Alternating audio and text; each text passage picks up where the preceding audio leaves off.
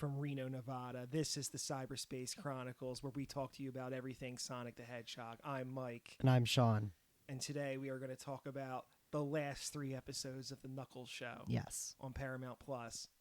Now, before we begin, I wanted to point out that we usually record at my house. And today I came to Sean's house. Hey. And, you know, usually I set out like a nice like little scented candle. And yes, some a hot tea. Yeah, but you know you're really dropping the ball here because you don't have any of that prepared. You brought your own water. That's good enough. I brought my own water because I had to have something. Yeah, we're still I did tell my wife, I was like, you know, Mike really likes tea, and she's like, well, I think we have some, and I was like, okay. I could have brought my tea set, but I was like, I don't want to risk. We have a tea set. I don't want to risk breaking my. Yeah. Yeah. We do have a tea set. You could bring your own tea next time. I was gonna say I'll just bring my tea because I don't think we have any floral tea. We just have like green tea. Okay, yeah. Well, I do like green tea, so. Well, if you want some tea, you can get some. So I think we should just stop talking about Sonic and we should just make this a tea podcast. I like it. Yeah. The tea cast. 2 weeks ago, we talked about the first half of Knuckles, and then we were going to do the follow-up review last week, and then... Things got in the way. Life got in the way, so we uploaded an early episode of Sonic Heroes, so if anyone of our... few amount of listeners right now, if anyone listened, I hope they enjoyed that. Yeah. But now we are finally going to finish Knuckles. Yes. Episodes 4 through 6. All right. What did you think of these episodes? So I generally liked them. I was pretty okay with the story and what it was, and that it was going to be small. And for what it was, I basically enjoyed it. Right. So you don't feel that way is what I'm picking up. I really, really, really went into this. Like, I liked the first 3 episodes for the most part. I know I had some grievances with some things. Yeah. And I went into this, like, I knew the controversy about how, like, it's not really Knuckles' show, which is very apparent. Yes. And I really wanted to like this show because I did find myself enjoying the first few. I didn't hate it, but I found these last 3 very frustrating. Okay. Specifically, the fact that Knuckles is just not there. He's basically not in it. There's less of him in these 3 episodes than there are the first. Yeah. He's just completely gone from the show. This is the full-on Wade Whipple show now. Yeah. Yeah, and I think there's a YouTuber I really like, Some Call Me Johnny. Yeah. He's a big Sonic fan. And he's the one I showed, I guess, in our first episode on Twitter. He was like, this is like the worst show I've ever seen. I was like, whoa, that's a reaction. Yeah. And he actually has put out his own review of the Knuckles show, and I watched it. And that's basically, he was like, it's not a Knuckles show. Yeah. I haven't listened to many reviews on it. I mean, I've seen comments and stuff. The one review I saw was Kaiser Neko from Team 4-Star, because I'm a big Team 4-Star fan. He put out a small like little mini review because he likes Sonic, and he basically said, like, he kind of said the same thing. Like, he's like, I understand why some people would like this, but he was just like, it's just not, I don't care about Wade too much. And he was like, he said in the review, he's like, I like Wade's mom. He's like, I like her as a character, but he was like, I just don't care about, like, there's not as much Knuckles in this that you need. Like, there's just not enough Knuckles. It's like the villains are very underdeveloped. They are. Yeah. And I talked about how much I did like Mason and Willoughby in the last episode, but now I think I've adjusted some of my opinions on them, and we'll get back to that, I think, when we get to the last episode. Right, because they're really only in that one. Yeah, they don't show up again until the end of this. I guess we'll just start going through this one episode at a time. Yep. So, episode 4, we're going to start with, is The Flames of Disaster, and this is directed and written by Jorma Taccone, who is a member of the Lonely Island. Oh, okay. That makes sense, actually. Because this is the musical episode. Yep. And then I watched the Paramount Plus YouTube channel. They had like a little behind-the-scenes video on this episode where he's basically saying that he wanted something... He used the wording... Something that looked lo-fi for this one. I didn't know lo-fi, I don't know what a lo-fi aesthetic would mean. So basically like low budget is what he means. Okay. Yeah. Yeah, definitely. That's what it looks like. Okay. Yes. I think of lo-fi, I think of like music. Lo-fi like, hip-hop. Yeah, hip-hop. Well, the idea of lo-fi hip-hop is it's easy to produce. It doesn't cost a lot of money. Like you could do it in your basement kind of deal. That's why it's called lo-fi hip-hop. Okay, so I guess I didn't know that. All right. Yeah, and Adam Pally also mentioned how the production felt like they were making like a Lonely Island music video, which Yeah, definitely. That now that you say that, it has makes that feel sense. to it. So I heard about this episode beforehand, like as we were watching the first 3 episodes. I heard like episode 4 is like it's great. Well, it's the make or break episode. If you like episode 4, like you're probably in for the rest of the show. Like, Yeah. you're into it. But if you don't, like, you're probably not gonna like episode 5 and 6. Mm. I do think 4 was my favorite episode of the whole show overall. I did like out of this 3. This was my favorite of of these 3. I actually did like this one, even though this had no Knuckles in it whatsoever. He was basically not in it. He did drink the pot of coffee. I was waiting for that. And at the very end. Yeah. Again, it's called the Flames of Disaster, which kind of evokes some feelings of Sonic 06, since Iblis is the Flames of Disaster in that game, and we're gonna get to that because he does make an appearance of sorts. Kind of. It opens up. Wade and Knuckles are still at the family house. They're at the Whipple household, and Wade's having a good day. He's like feeling good about himself. He's confident. He's got his mojo. He's like, things are sweet. And then immediately he gets Jack St. Clair comes back and he gets hogtied and he gets dragged on the street. Yeah. And I was like, oh, pick up the phone because I fucking called it because I mean it was predictable, but I was like, this is how Jack's gonna come back because he's a bounty hunter and Wade's got a bounty on his head. So he's also wearing the Knuckles hat. I was about to say he's wearing the Knuckles hat, which is very important to note. That's the origin of the Knuckles hat in this universe, so that's where it's going to come from. Yeah, I do. I know we talked a lot about Jack and how he just chews the scenery. Yeah. He's telling the frog and scorpion story, which apparently he's told a million times. I think most people know this story, right? Where the frog, the scorpion wants, or is it the frog? He said the scorpion. The scorpion wants to cross the river, and the frog's like, "Okay, I'll let you on my back, but don't sting me." And Scorpion's like, "Oh, I won't." And then, of course, the scorpion stings the frog. And the frog's like, "Why did you do that? Now we're both dead." And the scorpion says, "I was a scorpion. What do you expect?" Yeah. That's like one of those like classic stories. That was in Natural Born Killers, if anyone's seen that movie. Okay. I don't recall that.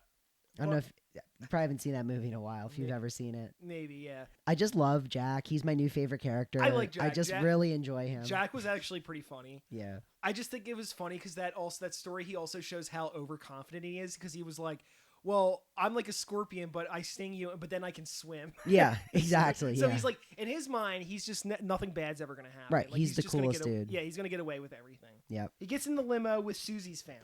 Yes. And it's playing, he starts singing Send Me an Angel by Real Life. Mm-hmm. And Susie's also playing a Switch. Which game? Probably the 1991 classic, Spanky's Quest, of course. Best game ever. So I was getting the feeling, because Knuckles said to Wade he will have to save himself, that this was mostly going to be a Wade episode, which I was absolutely right. Yes. Like the whole show is a Wade show. Yeah, at this point on. And then he gets put into a cage and it has like electric shock, so he can't escape. And then he's like, like Knuckles is basically like, he's talking to him on the phone, right? Yeah, he calls him on the phone. He calls him on the phone and he's like, you have to have like a vision quest, more or less. Yeah, basically. So, you have to meditate, and then he to get to the great battleground in the sky where he meets Pakakamek. Yes. It is important to note, we do get a little bit more lore here. So Knuckles has never actually met him in person. He is a legendary chief.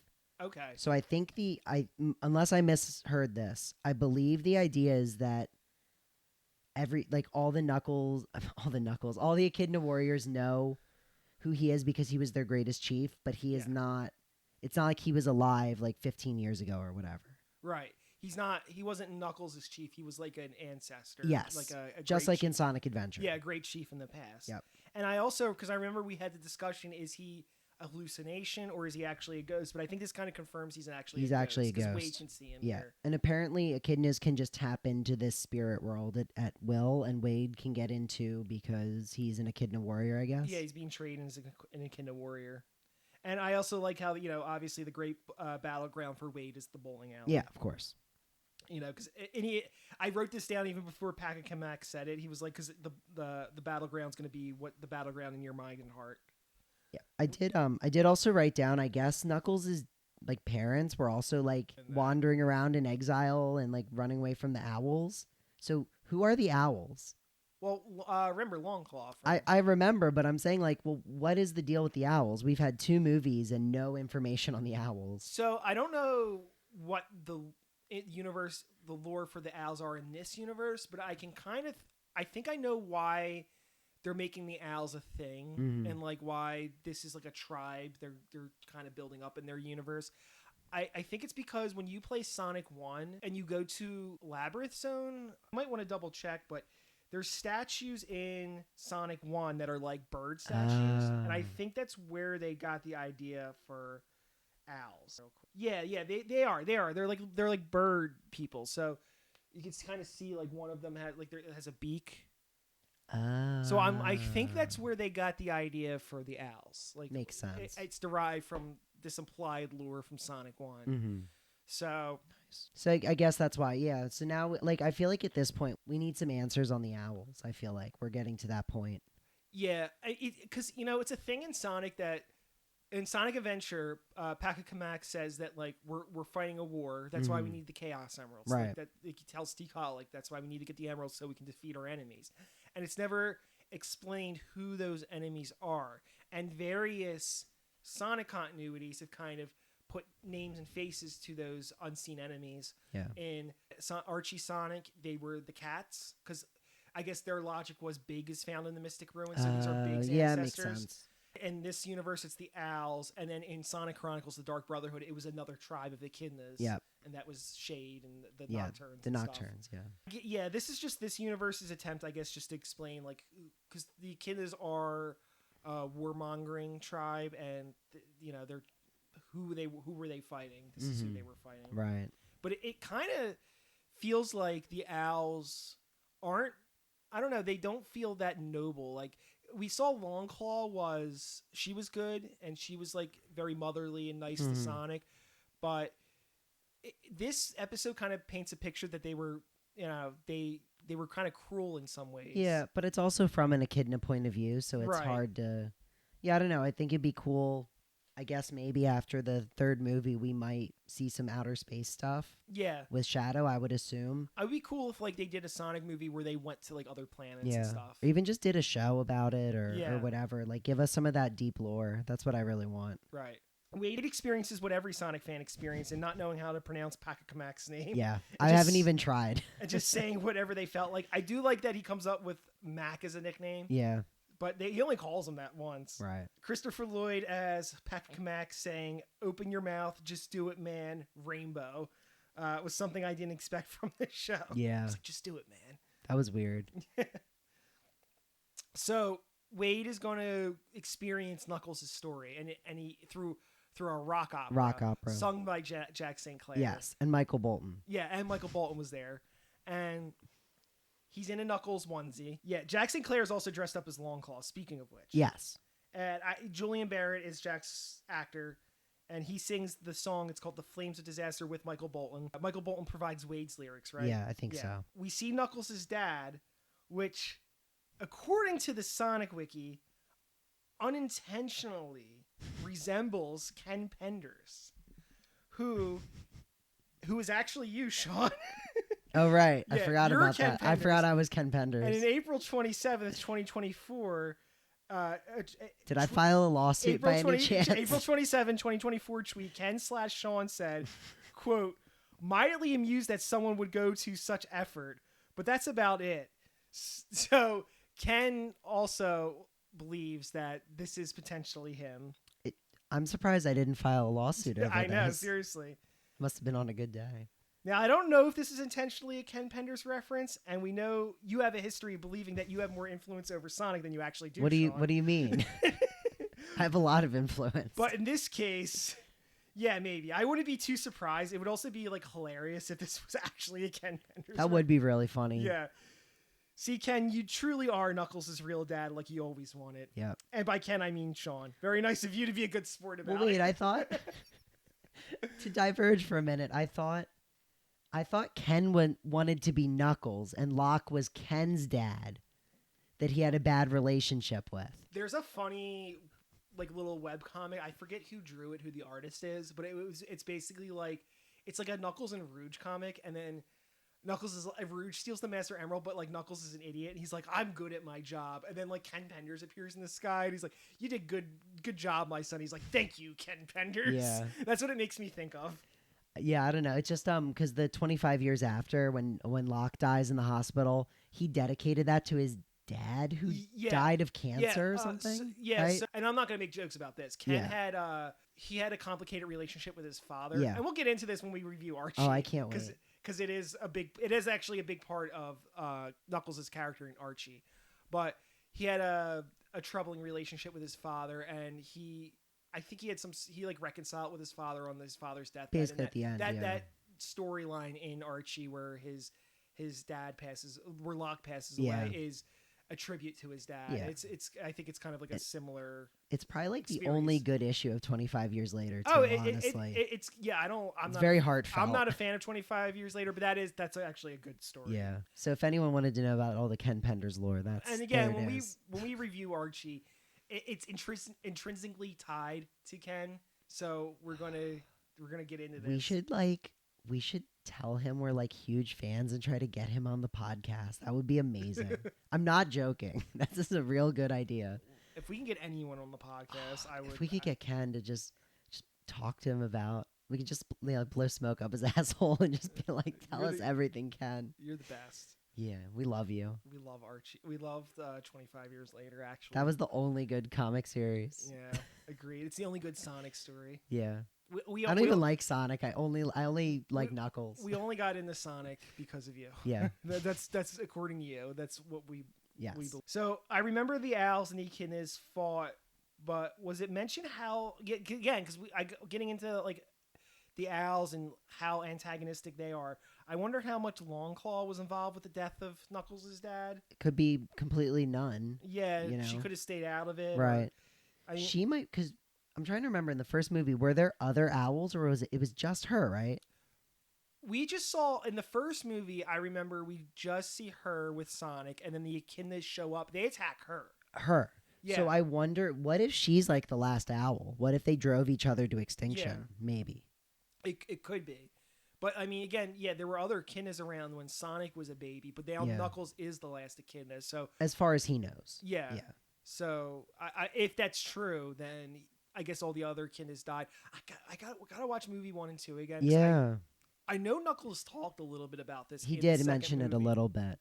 But I can't remember. Because Sonic was mad at him because he was like, Longclaw raised me. And he was like, owls are the worst. Yeah. Sonic was like, well, maybe you're the worst. Yeah, but then now they're friends, so they got over it. So, we're going to have to get back into that. Yeah, take some notes. Locke dies. Yes. And then, lack of a name, we're just going to call him Locke. And then we see that Knuckles was looking for the flames of disaster. He was like on a training quest or on a mission to find it because he wanted to get its power. Yes. And we get this little backdrop where he's in Angel Island Zone from Sonic 3. And then he runs through the Sonic 2 special stages, which was cool. Yes. I would have been really cool if it was the Sonic 3 special stages, but Those would look weird, though, honestly. It would. The blue orbs are kind of... The little King Kai planet. Yeah. It'd be kind of weird. And then a giant puppet of Iblis from Sonic 06 is here. So the title wasn't just a reference, but actually a real Sonic 06. Iblis is real in this universe. He's a real demon. Yeah, that's neat. So the story of Knuckles, he trained after his dad died, and he wanted to go find the Flames of Disaster to gain more power.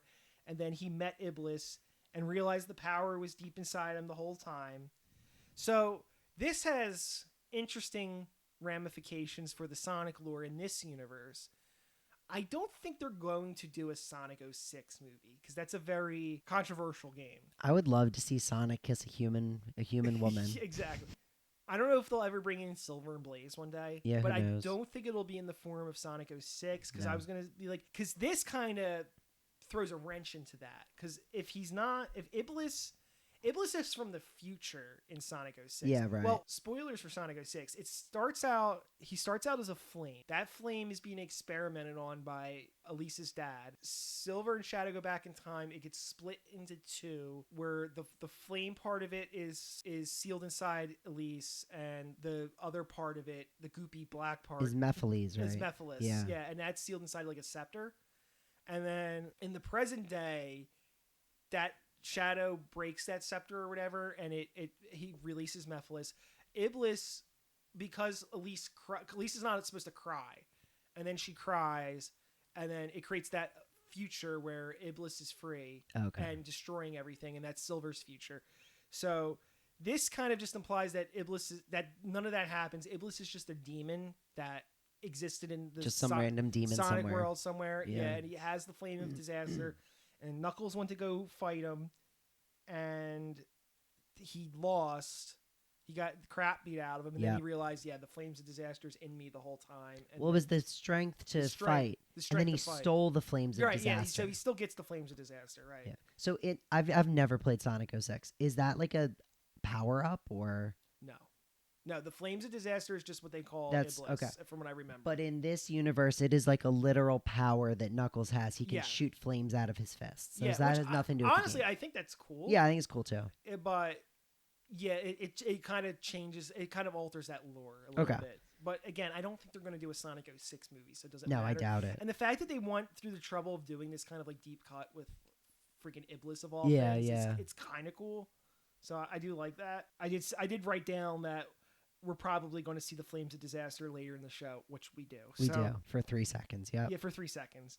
So Wade basically during this vision quest he's having, Wade receives the elixir of his hero's journey and is able to punch his way out of the cage and do a superhero landing. There is actually a part, and I talked about this with our producer on the phone because we talked about we were on the phone last night and we talked a little bit about it. And he was like, I didn't like how they kind of like screw up the momentum of this whole scene where like Wade wakes up at one point. He's like, oh, I know how to do this. I can break out with my fist. Oh, yeah. And then he immediately knocks himself out. He was like, I would have rather they just not did that. Yeah, I was kind of thinking about that. Like, I kind of liked that they did that because it shows that Wade's impatient and he's not really listening to the lesson. A little, yeah. And then later on, he had to really realize it himself. Like, do you know what I mean? Right. I think because like he's kind of a simple guy, so he's just like, yeah, like the straight, which makes him a really good counterpart with Knuckles, because Knuckles is the same way in a lot of ways. Is that brute strength can get me through this. Like the answer is just being really strong, and it's like no, it's not being really strong. It's having confidence, right? And believing in yourself, right? And that's what especially this version of Knuckles has in spades. Like he's very assured of himself. Yeah. So he does he breaks out of the cage and he does his little superhero landing. There's some kids there on bikes. Yeah, they thought it was super cool. Yeah. Again, I wrote down where's Knuckles. This is the full-on Wade show, and I can't imagine Knuckles having a character arc this explored before we get to the finale. And you were correct. I was correcting that. Wade and Jack have a duel, which is kind of hilarious. Yeah, I liked it. They're Wade's on his motorcycle, or not Wade. Jack's on his motorcycle. Yeah, Wade's on a bicycle. He steals a bike from one of the kids. Yeah, he's like, "Can I borrow that?" And kid's like, "No." And he's like, "Well, I'm gonna take it because I'm a cop." Yeah, basically, he's like, "I never do this before." Yeah. But Wade actually does pretty good here. Like he totally punks him. Cuts off his ponytail and like takes all of his all his cool stuff. He's like, just take off all your clothes, give them to me. I want them because it's cool. Yep. He's like, so that I loved when Jack started drawing the katanas off of his motorcycle. I was like, yes, this is the dumbest thing I've ever seen in my life. I love it. It was very silly. I think this was like kind of the most amusing part of the episode. And he also takes the hat, obviously. Yes. This is how Knuckles gets the hat. So the episode ends with Knuckles and the Whipples hit the road and they head to Reno. Yep. Because the mom and the sister are coming along too. Correct. And we even see that Wade taped over the Renegade logo and wrote the Warriors. The Warriors. So they're the Warriors now. They're the Warriors. Well, it's just like the theme song. This out of this 3, this was my favorite. I just thought this was like really creative and fun. Again, no Knuckles in it, but at least it was kind of about Knuckles. Yeah, I like the lore and the implications and all that stuff. That's what I'm here for. And you had Pac-Man and Christopher Lloyd as Pac-Man there, so that was kind of cool. But, I was starting to feel a little conflicted when I was watching this because I was like, there's no Knuckles. Mm-hmm. And that's not going to get any better after this. I think it actually gets worse after this. Even though he is kind of in the next episode a little bit more, I think the way they use him is kind of worse. We'll get into that. The music was great, though, and all the references are enjoyable. And, Jack is hilarious. I don't know. This is the Wade Whipple show now. Yeah. And if that wasn't apparent in previous episodes, it's straight up blatant starting with this episode. I think it was competent. and not bad. And I do like Jack also. Yeah. But we never see him again, of course. We'll absolutely never see him again. That's the end of him. Yeah. But he was great while he was here. Yeah. Next episode. Episode 5, Reno Baby, directed by Carol Banker and written by Brian Schachter. I think I'm saying that right. Again, I'm bad at names. We go through this every episode. I think this is just going to be a running gag now of me just messing up. You just have to mess up all the names. names. Just lean into it. Just go for it. Own it. Yeah. I'm not good at names. Episode opens with "Damn It Feels Good to Be a Gangster" by the Ghetto Boys. Yeah. This song makes me think about Office Space, which is one of my favorite of course. comedies. Yeah. It's all I ever think about. Classic when I hear movie. the song. Yeah. Knuckles finally gets the hat. He's actually wearing it this time. Yes. And he looks dope. And we're finally in Reno. Here we are. We did it. Excited to get here. So I did like how Knuckles kind of has this moment where he's just like he's really like amazed by the city. He's just like, oh, this is like really cool. Like I've never seen anything like this before. This is honestly Knuckles' biggest character moment in the entire show because he's like, oh, maybe Earth is cool actually. That's supposed to be his arc, which we got a little bit of lip service for in the first episode where it's like, you got to learn to like Earth. Knuckles. He's like, why? He's like, no, that sucks. But we're getting little teeny hints about that. It's just not explored in any meaningful way. No. It's just kind of there on the surface. Yeah, and I think in the last episode he has a very like one-off kind of line basically, and that's it. Yeah, that's his character arc. So we did it, guys. Full arc. Yeah, we'll get there. Knuckles is done. I do remember there was a Paramount Plus commercial that was really funny that had like Patrick Stewart and Drew Barrymore in it, but it also had like a bunch of other people from like Paramount Plus shows, and they had Lieutenant Dangle from Reno 911 there. So I was like, this is just the origin of, and like Knuckles and Dangle were like together, and they were like kind of like bantering, and I was like, this is the origin of how they met. So if anyone has watched the old Comedy Central show, Reno 911, which is back apparently. Reno 911 takes place in the Sonic universe. Yeah, it's in canon. Wade and Nux meet up with Wanda Wendy in the casino, who immediately go to drink. Yeah. Well, that's what I wrote down. I was like, the girls want to get crunked and get massages with Knuckles, who's totally down, but Wade is a spoil sport and puts a stop to that. They have bounties on him, and they need to keep a low profile. I wonder if there's a Sega mandate that the Sonic characters are not allowed to get drunk. Well, I mean, I think that goes without saying. I just wonder. I don't know. Yeah, I'm just curious. But this show has a lot of risque humor. It does. And references for Sonic, which I think they can get away with on the virtue of being like the very successful movie franchise. Yeah, for sure. I'm just curious because I forget if it's this episode or is it episode 6 where Knuckles is actually sitting at the bar. And I was like, is Knuckles gonna like drink a beer? Like, what's going on? And he wants a challah. So I was like, oh, okay. Yeah, no, I don't think we're ever gonna see Knuckles get drunk. Although that would be hilarious. I would like that. I think E.T. did it. Yeah, for a different time though. Yeah, I guess so. And here we're introduced to Wade's dad, Pistol Pete Whipple, who seems to be some sort of eccentric. My autocorrect wrote it as essential. It's eccentric. He is also essential. He is essential. Eccentric English bowling celebrity, complete with a cape and a top hat. Yeah. And the show wants you to believe, like everyone believes in the casino, that he's the coolest guy in the world. Pistol Pete, he's played by Carey Lewis. He's a prolific actor who's been in The Princess Bride. Yeah, I was about to say, yeah. Robin Hood Men in Tights, Bram Stoker's Dracula, the Saw movies, etc. Yeah. Oh, I've never seen Saw, but he's in a bunch of stuff. Yeah, he's like a huge actor. Yeah. Still looks great too. Yeah, he does. And he's giving a crazy performance in this. Yeah, and he's doing awesome. He's got to be like 60 by now, right? We're going to look up Carey Lewis's age. Very important. Very important for the pod. Yeah. Very important for Sonic lore. Mm-hmm.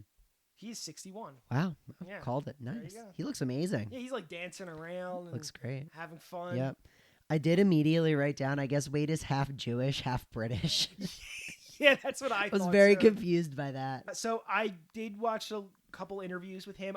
When I was looking up like interviews and stuff, I saw there was some stuff with him, and I was like, well, he's not in the episodes yet, so I'm going to save this for the next recording. So he didn't. I mean, there wasn't much to add, but he kind of explained that he got the job for Knuckles because he's friends with Jim Carrey. Okay. And he went to the premiere for the second movie where he met the crew. Like he met Jeff Fowler and I guess Toby Asher, and Jeff Fowler invited him to be a part of the show. Oh, cool. He was like, why don't you come why be not? a part of the Knuckles show? He described Pistol Pete as a Wayne Newton type with an over-the-top costume who loves himself, but is also insecure, competitive, and full of himself. Like Adam Pally, he had to train in bowling and had expert trainers, and claims his bowling skills have improved tremendously. Nice. He says he wasn't good at bowling before this, but now he's quite good at it. That's like me and my ping pong journey. Yeah. I'm good at ping pong now. What are you playing ping pong for? With my wife, she just for fun. Just for fun. Oh, She's like, we're gonna play until you can actually like pose a threat to me. You're not gonna go to Reno and go on any ping pong tournament. You know, I would like to meet my long lost dad. Yeah. Ping pong Phil. I did like how Knuckles and Wade it's because like Pete's dancing around, he's dancing to "Let Me Entertain You" by Robbie Williams. Mm-hmm. And Knuckles and Wade are kind of like ducking around and watching him. I did like that. That was fun. This was one of my favorite jokes in the whole show. Yeah. When Wade's wearing the earpiece. the AirPod. And he's like, Knuckles is telling him what to say to his dad, and they're making it weird because of the way Knuckles talks. And I think I like this joke because it's a joke that kind of utilizes both Knuckles and Wade's unique brand of awkwardness. Yes. So, you know, Wade's just kind of a goofball, like, idiot, and he'll just, like, say whatever. Like, he's just saying it word for word. Yeah, and Knuckles is just, like, he's just so fish out of water. He's just, like, saying, like, he's doing his warrior speak, and it's just, like, so weird. Yeah, at one point he's like, yes, human father, or something like that. It's like, it's just like, funny. You're the best human father. Yeah. And he's like, I was coming here to kill you, but now I want to, like, make amends. Yeah. So I wrote down, so far, Pete seems to be a nice Seems guy, like a cool guy. But I'm waiting for the shoe to drop because we all know it's too good to be true. Right. And if he was the good guy, he wouldn't have left his family in the first place. And you can't make excuses for him because he's just in Reno hanging out, just being a big shot. Like, he couldn't go see his family, you know. Right. Obviously, there's no good reason for this. He's just a deadbeat. Yeah, he's a bad dude. Yeah. Cares more about bowling. Right. Then I wrote down Sean's favorite characters, Mason and Willoughby, are back, and the buyer wants to talk to them. Yeah. I was like, Sean wouldn't stop talking last time about how cool they were, so it took up the whole podcast. So we know he's excited to see them again. I did find it very interesting that we find out the reason Willoughby is betrayed Gunn is that she had to plan the wedding and she really hated it. Yeah. So that was funny. I did want to get into that. Oh, just so you know, again, when I talked about the Kaiser Neko interview. Yeah. He didn't like them either. So I think you're not alone in that. Okay. I think a lot of other people probably didn't like Mason and Willoughby. So I'm glad it's not just me. Yeah, it's not just you.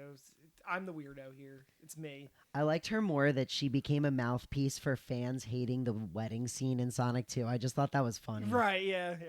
Rory McCain with his awesome voice, he's back, and he explains his backstory where he was a member of Gunn, well, before it was Gunn. Right. When it was just a military shadow ops run by Robotnik. And when Sonic showed up and Robotnik went mad, Gunn tried to sever all their connections with Robotnik, which included him, the buyer. Yes. Yeah, so they fired him basically. Yeah. And well, he said they tried to kill him. Oh yeah, that's true. That's right. That's right. And he was like, that didn't go well for them. Yeah. But they failed, and then he went underground and he started selling his tech to the black market. So I did write this down, and it's more of a speculation for the third movie, but it is worth bringing up. If Gunn was only created recently in this universe, because it was only created after Sonic 1. Yeah. I wonder what that means for Shadow's backstory in the next movie, because there won't be a Gunn to raid the Ark. There could have been an older organization, though, I guess. Right. I mean, it could just be the U.S. military. Yeah, it's very possible. It could just be general military. Yep. I mean, they could just do something different, because not everything's one for one in the universe. But I mean, I feel like the existence of Maria, because we know she's cast in the movie, that implies some major elements with his backstory are going to be present. Right. But to what extent, we don't know. Yeah, I almost wonder, and actually, that animation was just announced. They're going to do an animation. Oh, that's for Shadow and Sonic Generations. That's never mind. That has nothing to do with the movie. I think when we get a trailer for Sonic 3, should be soon, apparently. Paramount's been teasing us with it. I was thinking we could do a speculation episode. Yeah, that'd be good. Watch the trailer, then kind of like speculate. Maybe we could do the movie and the game. That'd be awesome, yeah. Speculate on both. But maybe we should wait until this little short's out. Well, that's in July, so that's not going to be for wild a while. wait. Yeah. Maybe I don't know if we should do them in 2 separate episodes or we can milk this. Oh, we're gonna milk everything Shadow this year. I'll tell you. But we got to build up the hype, man. Everyone's going to be excited for the game and the movie. It is the fearless year of Shadow. That's like the main goal we're coming to. Yeah, I'm not afraid to love Sonic this year. Yeah, you're not afraid to love Shadow. That too. And guns. I can't wait. I can't wait to play Shadow the Hedgehog. Oh, that's our next game. It's coming. I know. Up I can't wait. Soon. I can't wait. So this is where Mason and Willoughby kind of fell apart for me. Yeah. Because remember what I said? Why I liked them in the second episode was because Willoughby kind of gave her hints to her backstory, where she was like, I don't like being compared to Robotnik. Right. Like, I'm not as great as the Ivo Robotnik and all that. But here she gives her monologue, which it's delivered well, but she basically explains her motivations more clearly, and it's just like, yeah, I just don't like aliens. I'm just racist against the aliens, and I just see them as dangerous threats. I guess I saw her as being like very disgruntled that she thinks she's more talented than she was being utilized for as well. Yeah, well, because she does have that line where she's like, they gave me a desk job. Yeah. Like, she's like, I said something to them, like, we gotta be more decisive. We gotta kill these things. And they stuck me behind a desk. Yeah. That was what made her upset. But I thought that was going to be Mason's motivation. Like, Mason was the one that was like, I don't like these things, and I want to kill them. I thought he was going to be like the more simple guy, and Willoughby was going to be the more complex one. But no, it's just they don't like. They just don't like aliens. Yeah. Yeah, they just want to kill them. So yeah, we find out that they don't like furries. Yeah, they don't like furries. So if you if you have a fursuit, get out of here. So basically, because we're Sonic fans and we're all furries, they're gonna all kill us. Oh my Mason and Willoughby are gonna come and kill us all. Oh for liking Sonic the Hedgehog. No. So we find out, that she was responsible for planning the fake wedding and ordering the Olive Garden gift cards in Sonic 2. So for those who don't like that part of the movie, that was Willoughby's doing, I guess. Yeah. So the buyer frees Mason and Willoughby and tells them that he's altering the deal. Pray he does not alter it further. And if they don't get Knuckles, they're going to die. Yep. And then we start the bowling tournament. Yeah. ESPN 8, The Ocho, which is a real channel. I didn't know that, but it makes me think of Dodgeball. Yeah, it's a giant Dodgeball reference. Yeah. And we get cameos from Paul Scheer and Rob Hubel here, who are, famous comedians. Mm-hmm. Adam Paley kind of mentioned how he was improvising. He was doing a lot of improv, and I feel like these guys were too. Like, that was the whole thing. They definitely were. It really, this whole show just kind of felt like, let's bring in a bunch of comedians and just let them do their thing. Yeah. And we'll also have an animal sidekick. Yeah. I feel like, especially with the ESPN thing, it went on like a little bit too long. It did take up a lot of screen and time. it like didn't need to. It felt like a lot of this felt a little padded. Yeah. It was definitely, they could have done this in 5 episodes easily. I agree, yeah. Also, I want to ask you, did Wade mention that he won a regional district tournament, like how he qualified? Because they specifically say that's a requirement for taking place in the tournament, but I don't think Wade ever mentioned this. I guess because he was on the team with Jack, so they qualified. So he counts for that? I guess. I mean, Susie was there. Susie was on his team. Right. Yeah. So I guess it counts. I don't know.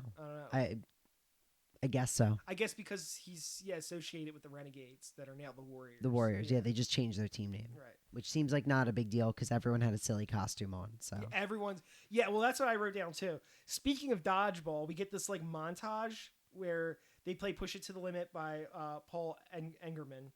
Also, like that movie, all the competitors are packed of assorted grubs and weirdos. Yeah. So Wade and Susie kind of fit in. Yeah. There's a lot of interesting editing going on in this scene where there's like shifting aspect ratios and sliding frames and multiple images appearing at once. And I thought it was cool because I love creative editing like that. Yeah. But also, like, I'm a big Edgar Wright fan, and he does that a lot. Yeah, all the time. But I kind of felt like this was going so fast and it was so busy looking that it was kind of hard to see where to focus at times. Like I was trying to like look at like all the frames, and be like which one should I be looking at? And the answer is Wade. Yeah, because they're every like little frame he's doing something silly. He's making a face, whatever. Wade and his dad, quote unquote, reconcile because Pete kept his mix CDs. And I wrote down, I'm still not buying it at this point. They have a gin and tonic together. Yeah, they have a drink. Wade has a genuinely heartfelt moment with his mom where she tells him that what we all know, that his dad is going to hurt him again. And, oh, look, hey, Mason's here in the elevator with his mom. Yeah. And that ends up Getting kidnapped. Yeah. Wade goes to Pete's suite, and there's the turn right there. Yeah. Honestly, didn't expect him to be working with Mason and Willoughby directly, so Yeah. that was a little bit of a surprise. But I was expecting more of like a deadbeat dad scenario. He was going to be a little more disconnected from them, and he was just going to disappear on them again or something. And that was probably maybe what he originally was going to do. But then when Wade started doing well in the tournament, he was like, oh, I need to get rid of this guy because he's challenging me. Yeah, it was definitely like, again, because he was insecure. So, it's just like, I don't want this guy coming in and taking my clout that I obviously built up here. My little empire in Reno that I've built for myself. I also like how no one gave a shit if Wanda died. Yeah. And everyone's like, yeah, whatever. And then they threatened the mom. He was like, no. Not my mommy. So then I wrote down, oh, crap, it's Knuckles. Where was he at the whole time? Just chilling in the hotel room watching TV. Not a very active role for an active character in a show with his name in it. Nope. Yeah. Like, Knuckles is a very proactive character in Sonic. Mm-hmm. Like, if there is a problem, he's like, I got to go out and address this. Like, I got to be there. I got to be in the action. And this is very much like, he's not even at the bowling tournament. He doesn't care. He's just hanging out. They don't even, I guess they don't want to animate him in the bowling tournament. But, like, it would have been nice to have him there, like, providing some commentary. Good job, Wade. Cracking some jokes at the least. Yeah, or something. But no, he's just in the hotel room. He's watching Spanish TV. Yeah. He's getting into his telenovelas. Yeah. Wade comes and he supposedly sells Knuckles out, and because Mason and Willoughby are like, you got to bring Knuckles here, or we'll kill your family. Yeah. And you can see Wade, he's like very upset. He doesn't want to do it, but also he's got a little plan going on that we find out in the beginning of the next episode. So Knuckles goes up to the penthouse so Mason and Willoughby can catch him, and then in the credits we get to listen to The Story of My Old Man by Good Charlotte.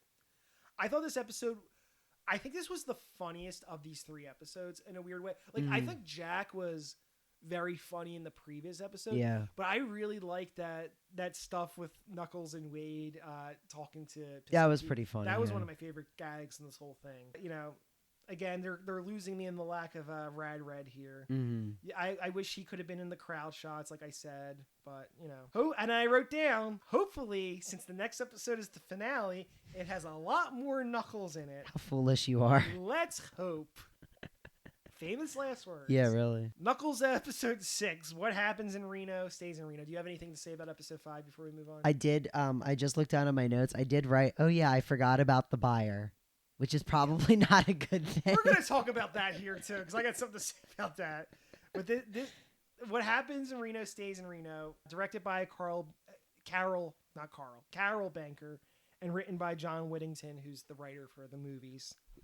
So Knuckles was in on Wade's plan, which I, kind of suspected. Because there's no way they would have Wade do something so cowardly this late in the game. Sure. Like, for any grievances you might have about this show, Wade's character arc is, I think, very competently It's solid, put together, and yeah. He is gradually getting like stronger and more brave as it We're goes. never going to see that translate to the movie, but that's fine. I do think, like, and I wrote this down, but I might as well just say it now. I'm watching the first 2 movies, we saw them in theaters. I never, I was very focused on Tom and Maddie. Mm-hmm. I kind of felt like Wade was an ancillary character. Yeah, exactly. He's just this funny guy who shows up in like 1 or 2 scenes.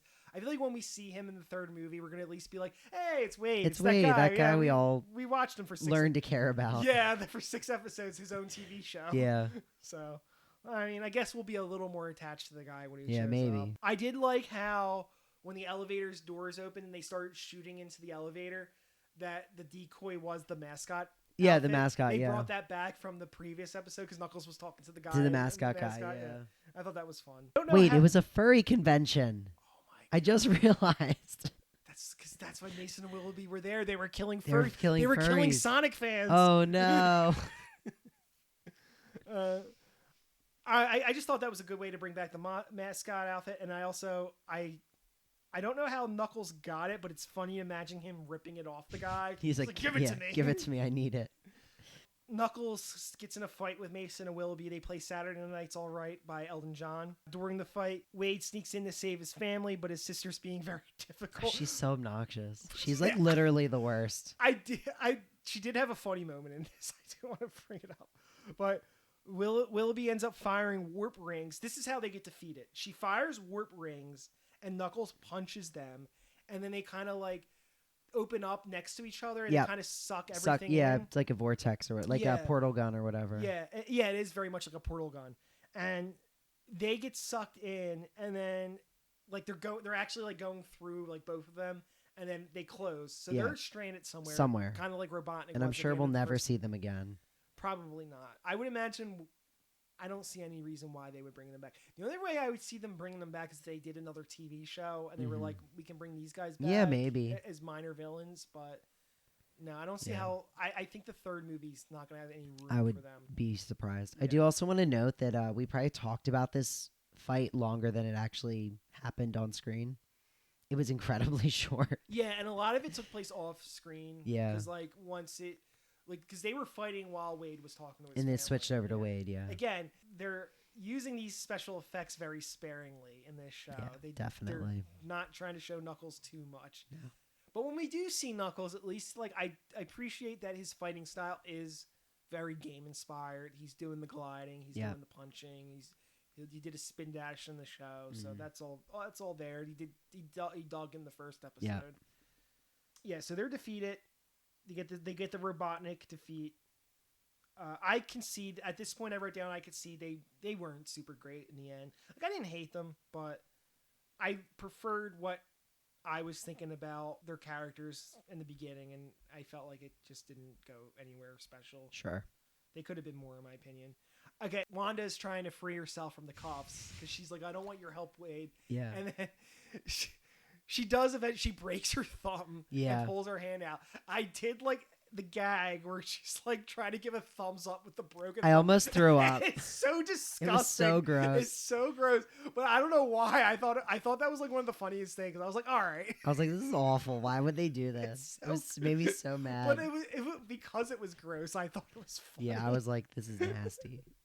Then we go back to the bowling tournament, and Knuckles is not there again. He's at the bar eating challah. Yeah, even though Knuckles is like, you got to go to your battleground and defeat your father. Finally, Knuckles just doesn't go to show his support. He's eating. Well, Knuckles doesn't want to beat up his dad. He loves his dad. Yeah, that's true. Yeah, that's true. He loves his dad, Ken. Yeah, which is you. Ken the Echidna. Wade does it. So they do this whole thing where they're like, it's like the final showdown between Wade and his dad, and they're like, where is Wade? Like, he's not showing up. Like, and I don't know why they did that. It just felt like just to build tension, wasting time, and to pad time. It honestly felt like to me they just did it because they wanted Pete to pick up the trophy, so Wade can go in and go put that trophy down. Yeah, I think you're right. It really it felt like that was maybe that was Wade's idea. Like, it was dumb, and that's something that Wade would come up with that he thought would be cool. I guess. Maybe. I mean, it would have been a little in character for Wade to be like, I'm going to have this dramatic entrance to make myself be cool.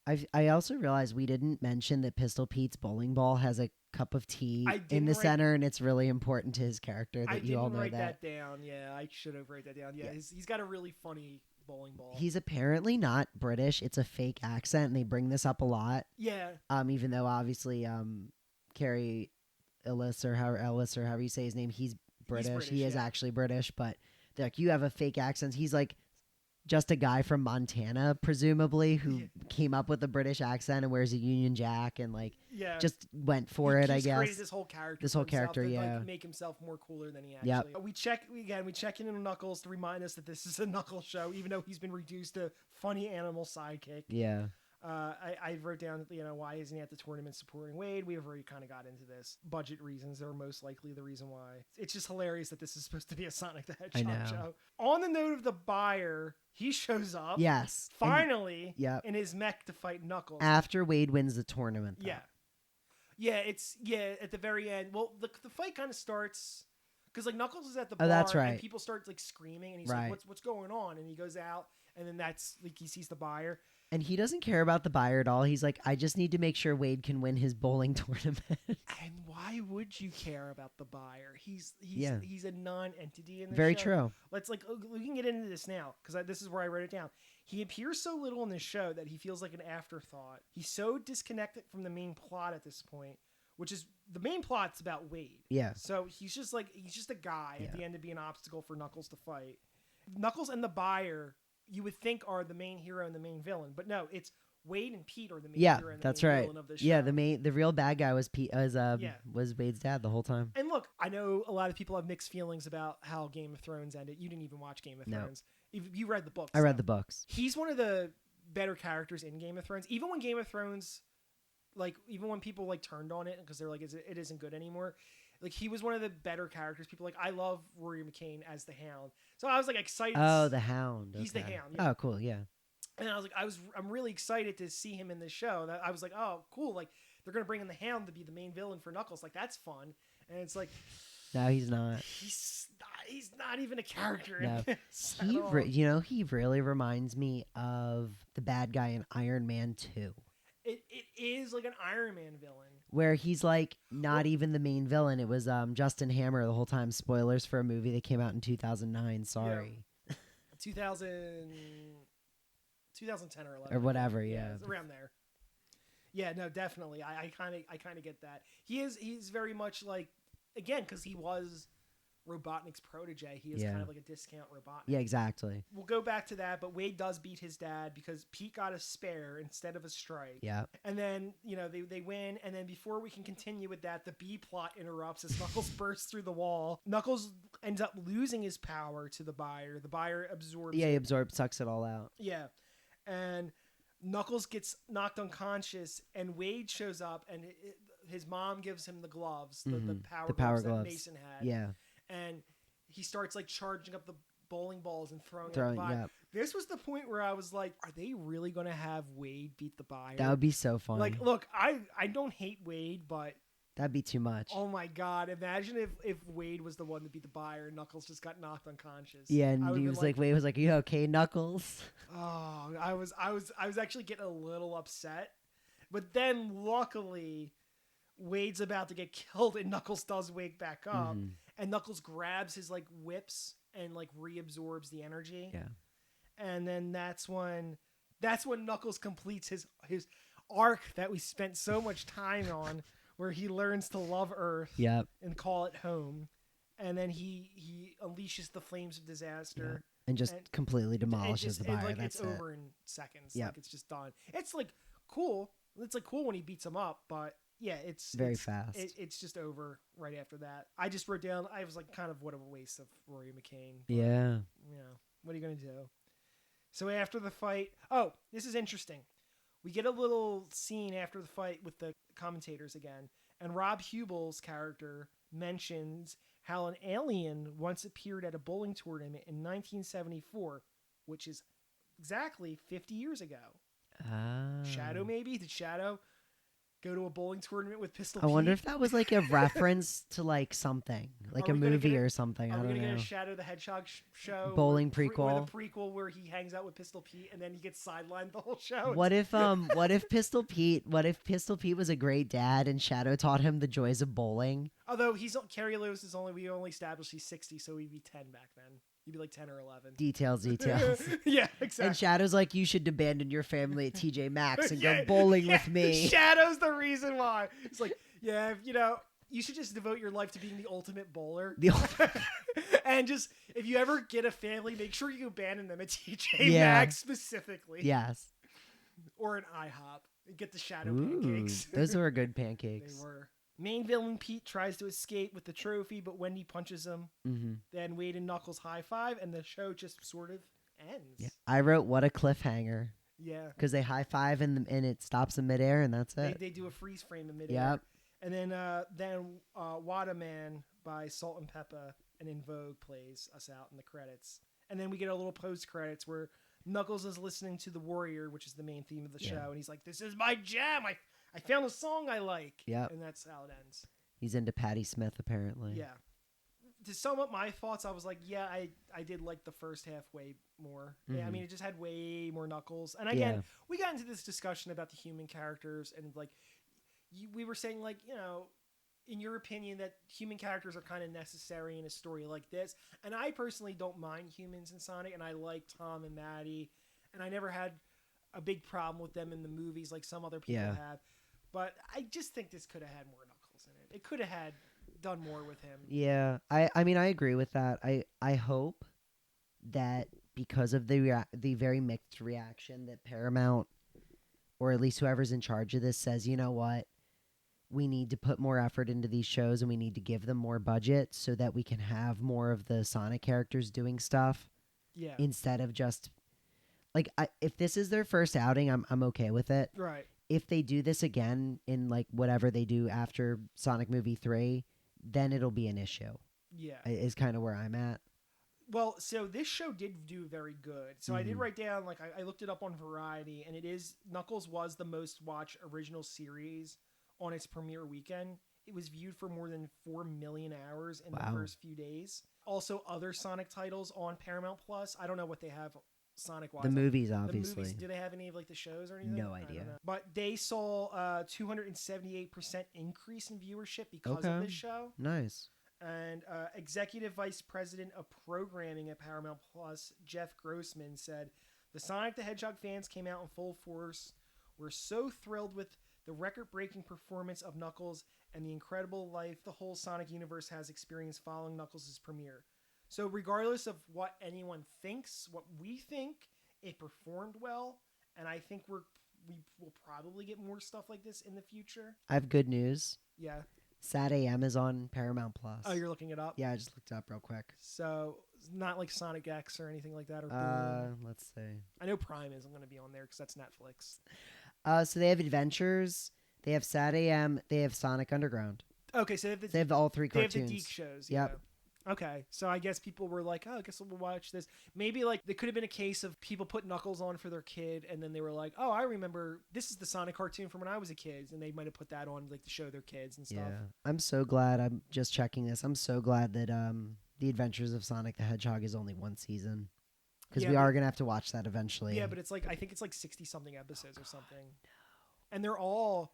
I thought they were like 12-minute, like 15-minute episodes. I think they're all. They're not. I think they're all like half-hour. Oh, I'm really dreading that.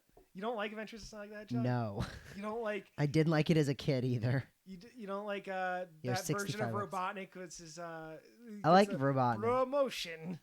Yeah. Oh well. Ugh. We're gonna do that. We're excited for Sonic Underground. We're gonna do all the Deke shows, and I can't wait. I can't wait. Fearless Year of Deke. Maybe that'll be next year. Yeah. I wonder if we're gonna get another character year next year. Probably not to this extent, because we kind of got like an Amy year last year, but they didn't really like embrace it.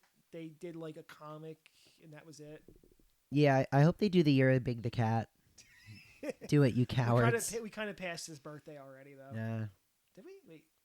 Is it? No, this isn't. This doesn't line up with any of Shadow's birthdays or anything, because the Amy thing did.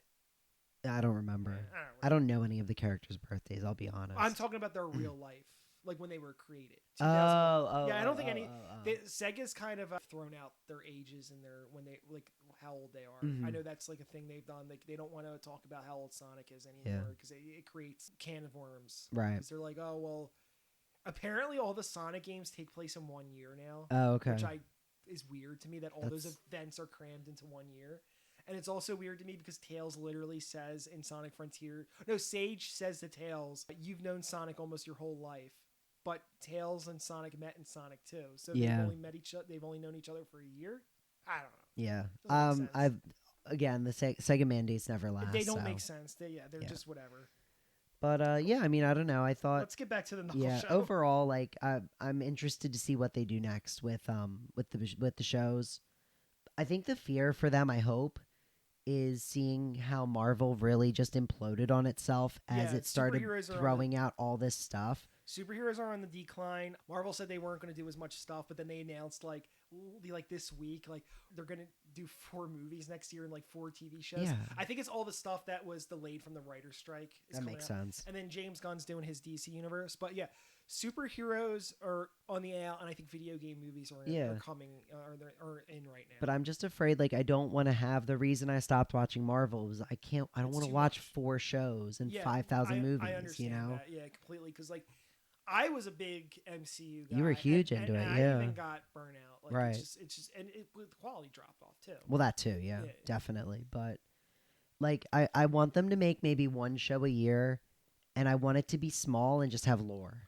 Well, that's what I wrote down. So what would you want to see from a future besides the movies, the main movies, Sonic 1, 2, 3, and then whatever comes after 4, 5, 6, whatever. What would you want to see from like a Paramount Plus things in this universe? Would you want to see like a Tails show, a Shadow show, Amy, Rouge, or a show about Sonic himself? Right. I think it'd be cool if they did a show where, and it could be any character, I don't really care who, but one of the Sonic characters like explores all the other planets that exist in this universe, and like we could meet other groups and other tribes and other aliens that are around that are tangentially, like I'd love to see them meet like Chow. Yeah. They could do a Chaos thing maybe. Yeah. Because I guess we're not getting Chaos in the movie. I'm guessing it's not going to happen. I think that's like what people wanted from this. They wanted Knuckles to go on like a quest that would probably involve the Master Emerald, probably involve T-Call and Chaos and something to do with that. And we didn't get it. Since we're not getting, like you said, we're not really getting a Sonic Adventure 1 movie. Right. We're skipping right to Adventure 2, basically. Which I'm still not happy about. But. Yeah, it's just the more popular game with the more popular character. I love Chaos. He's one of my favorite characters. I love Chaos also. Yeah. And especially because we get that extra lore about Chaos in Sonic Frontiers. Exactly, yeah. So there's a lot to do there. So I'd love to see a show that had somebody go on like a quest where they were like going through all these different worlds, and like it could even be like every episode they go to a different place, and then it could all culminate in Chaos like showing up. And they could even just end it there and have like a second season just fighting Chaos or whatever. But I would like to see something like that, I think. The only thing is that, again, I think a lot of the limitations of the show is due to budget. Exactly. And that's a hard thing to tackle if you're going to be doing I'd be okay if it was an animated show, though, honestly. Well, that's what I wrote down. I said, if budget's an issue, either do like a short movie instead of a show, or do something animated where even the human characters are animated, like Tom and Maddie are animated. Yeah, I'd be just into have that. them come in and do the voices. Yeah, exactly. I'd be totally fine with that. Kind of like what Star Wars does with like its animation. You know, it's set in the universe, and the animation and the live action's interchangeable. But it's sometimes it's easier just to do things animated. Yeah. It's easier to do with budget, and you could do more things in animation than you could do in live action. For sure, and that's what I think people need to think about. Yeah. I think a lot of people. I've been talking with one of my friends about this, like with the Avatar TV show came out, the Cowboy Bebop TV show came out. And I don't see why we need to make everything live action. Something is a cartoon originally because that's the best medium for it. Right, exactly. So I don't know why we need to keep making TV shows or the One Piece show that people loved. I just thought it was okay. Okay. As a one, like I watched One Piece. That's how I felt about the Avatar show. I didn't even bother. I watched it. I thought it was okay. Like I was like, it's competent, but it's like really flawed. But like it's way better than the M. Night Shyamalan. Sure, movie. but that's also a live action adaptation. The cartoon is already good. Yeah. I would rather just watch the cartoon a couple times. That's what I felt. Like, do you know what I mean? Like, I could just watch the cartoon. So like, like I love the live action Sonic, and I like that they're doing something different. Yeah. And that's part of it is having the human characters. But if they want to really like go out, and if budget's an issue, make it a cartoon. Yeah, that's know. I kind of feel the same way. Again, you can have the human characters there. You can have the Earth element to keep things grounded and keep it relatable and all that. But if it's a Sonic the Hedgehog property, you have to have some of these fantastical elements, and you can't just brush it off to the side. You can't just make a sitcom about a guy who wants to bowl and meet his dad. You know what I mean? And like, again, I don't know how many times I'm going to say this, but I don't have a problem with Wade. I'm just saying, but Knuckles just was not in this show. He wasn't. He was the funny animal sidekick that like cameoed. Like he was essentially on the side.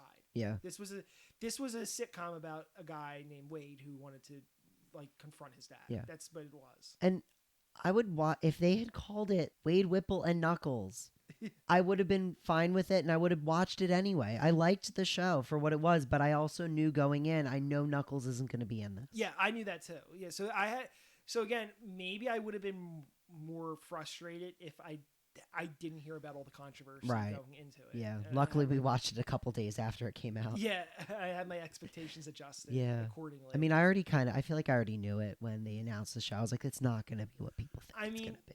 If they made this into like a direct to Paramount Plus movie, and tightened it up, do you think that would have like it serviced it better? Probably, right? Yeah. There was definitely I think we talked about this last week. I feel like writers nowadays are so, I don't know what it is. I don't want to like say they're lazy or they're bad. That's not what it is, I'm sure. But it's like they just pad everything out. They don't cut out jokes. They keep everything in. Yeah.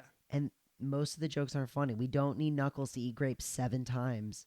Yeah, and that's something I wrote down too. A lot of this humor, like I talked about the jokes I liked, Yeah. but a lot of the humors failed to get me to laugh. It was just like, it's funny. Yeah. It was like it got like maybe a chuckle. Exactly. Chuckle Yeah. out of me. Exactly. And then there was like a few standout ones where I was like, oh, that's actually really funny. I like Right. that. Yeah. But yeah, no, I agree. You could have trimmed this down. You could have made something tighter. You could have kept all the Knuckles stuff so he feels, because of the fact that the runtime's shorter, he'll feel more present. True. Yeah, that's a good point. That. So Yeah. I don't know. I'm still very excited for Sonic 3 because I know Same. Sonic 3's the movies have generally been a lot more balanced when it comes to all the cast and how it juggles everyone. So we know we're not going to get a bunch of Tom and Wade in Sonic 3. It's going to be... We'll probably see Sonic much less of them, honestly. Yeah, they might have more of a reduced role in the next movie. Yeah, that'd be my assumption. But it's going to be Sonic and Shadow and Tails and Knuckles, and maybe if we get another character. Hopefully Amy. I'm surprised we still haven't gotten Amy or Rouge. I feel like, well, Rouge would show up after Shadow, but I'm surprised we haven't gotten a female character yet in the movies. I feel like... It'll be weird, though, because they can't live in Tom and Maddie's house, I guess. Why is that? Because... No girls allowed? You can't have a bunch of teenage boys and girls living in a house together. She'd have to live in her... She'd have to live somewhere else. She'd have to live in her own... That's what get her own attic. They could live with Maddie's sister. Oh, okay, yeah. That's a solution, I guess. Yeah. The one who doesn't like aliens. Yeah. I don't know. I'm trying to stay positive about this show because I'm glad it exists and I want them to make more. Look, I guess. There's a lot of interesting Sonic things out there. This is just one to put on the pile. You know what I mean? Yeah. It's just like we've had Sonic Boom, we've had the D cartoons, we've had Fleetwave's going to weird places, Archie's going to weird places. Yeah. Prime had its own controversy. Yeah. I mean, I found Prime to be it was fine. Like, it wasn't amazing, you know? But everything Sonic has its controversy. Exactly. Like, and Frontiers was controversial in some ways. That's true. Too. That's a good point. I loved that game. I like that game, too. But, like, you know, I watched the YouTuber Splash Dash, and he likes the game, but he was like, he put out a couple of videos about, like, his grievances with the game. Like he didn't like the fishing mini. He didn't like how you could beat the game just by doing the fishing mini, by unlocking all the stuff, and he doesn't like the cutscenes in the game because they just stand there and they just talk at each other. Which, you know, again, and this isn't... That's a Sonic tradition at this point, I feel like. I mean, maybe these days, yeah, because like a lot of the recent games... Adventure was absolutely like that. They were just standing there. Yeah, I don't know. There's never a Sonic thing that comes out. Everyone universally likes this. There's always some segment of the fan base that's like, I don't like this. That's true. And like even Sonic Mania, I think that was like the last thing that came out that was everyone was like generally really positive. But I think you can even find people who are like, I don't care. I saw something the other day and people like somebody put out this video, Sonic Mania actually sucks or something, and people are like, are we changing the discourse now? Are we gonna that all was hate? Splash Dash. Oh, that was him. Yeah, he put out a video wow. Yeah, he put out a video about like apparently there are people who are saying this game sucks, and he's like, I don't agree with that. That's ridiculous. Yeah, I don't agree with that either. I don't agree. To me, that's one of the best Sonic games ever created. It's too hard for me, but other than that, it's great. Yeah, no, that's a polished ass game. Yeah, very fun. But yeah, we'll get to Sonic Mania one day. But yeah no, again, yeah, it's one of those things where if you're a Sonic fan, just like don't care about what other, like if you like a certain thing and people are just like, I don't like this. Like it's horrible. Like the internet's just like, I don't like this. Just ignore it. Just like what you like. Yeah. There's always going to be that element of the fan base. Yes. And opinions are like assholes. Everybody has one. They all stink. Yep. Yeah. And if you like this Knuckles show, that's good for you. If you don't like this Knuckles show, that's also good for you. Like a lot of people like Sonic Heroes, and we're playing it right now, and I have very mixed feelings about that game. So, you know, you don't have to agree with me. I have some angry words about Sonic Heroes when we record next time. I do too, but we'll get into that on our second Sonic Heroes episode, which we're going to record next week, I assume. I think so. That's the plan. I do also want to officially announce for anyone who's been paying attention to my arc since the beginning, I did actually beat the Bio Lizard the other night. Awesome. Because our producer was making fun of me for it. And I was like, it's not that I can't beat him. It's that he sucks, and I hate the boss. I like him. I think that's a fun boss fight. No, you don't. You're lying. Oh no, I'm telling the truth. I'm telling the truth just to spite you. Yeah. But I just wanted everyone to know my update. It took me about 5 minutes. No, It wasn't. Get back to heroes now. I will. We gotta do our.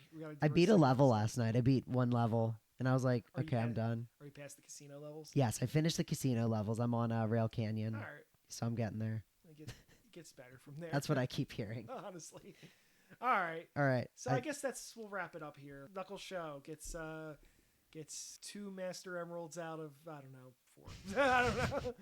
Yeah, I don't know. Very like middle of the road, but yeah, it's fun. You know, it's not a bad show to put on in the background while you're doing something. I would probably never watch it again, though, honestly. But I feel that way about a lot of things. So I don't. It's just something I do as I get older. I don't really rewatch things that much. I rewatch like comfy comedy shows. Yeah, and that's it. Yeah. Like I've watched Daria a million times. Probably watch it more. It's just been a long time since I rewatched a show. I used to do that all the time. Mm-hmm. I used to get like a show. I used to go through moods and I would just put on a show and just let it run in the background. Yeah, just start it over in episode 1 when it ended, but I don't do that anymore. Yeah. All right. All right. Well, we'll see you guys next week for Sonic Heroes. For Sonic Heroes, hopefully. Yes. And eventually, we have 3 Sonic Prime episodes. We do. Those are going to come out eventually. Yeah. And they've been in the can for months. Yeah. We've talked about them in several episodes that we're going to release Sonic Prime episodes. We should just never release them and just say next week Sonic Prime. It's going to come out. Next week Sonic Prime, guys. Yeah. All right. All right. Until we do Sonic Prime, we'll talk to you guys next time. Bye-bye. Bye.